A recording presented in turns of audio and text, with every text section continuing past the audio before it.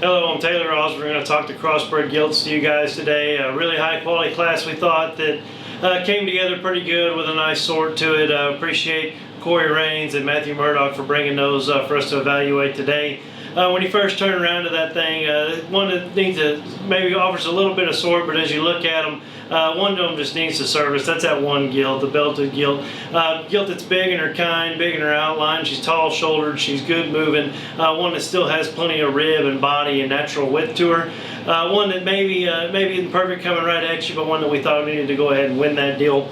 Next, we thought we needed to follow her with the 3 gilt, the Yorkshire gilt, one that is striking from the side, really attractive in the way that one throws her head up and drives the pen. She's very comfortable on the move, very sound on her feet and her legs. When that one comes at you and leaves you, we want to see her come with just a nickel more punch to her rib and down low in the lower third of her body. That's why we went ahead and landed her in 2, but appreciated that one's look and that one's build for sure.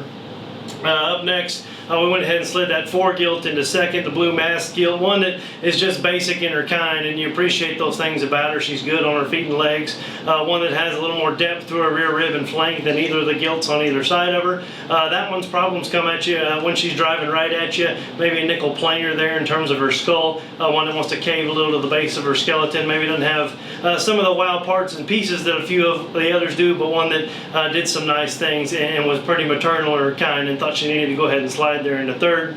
The gilt that could cause some problems for some people is the one that go ahead and slides in there in the 4th hole. That's the 2 gilt. Belted gilt there, one that is wider, bolder and denser, no doubt about it from end to end, but one that gets in trouble in terms of her kind. One that's a little quicker pattern, a little shorter, more jammed up there through her front end, a little shorter and rounder out of her hip, and depending on when you caught her, one that just was struggling on the drive just a little bit, just didn't want to get out and go, kind of like those others. So we went ahead and slid her into 4th, and again we placed that class 1, 3, 4, 2.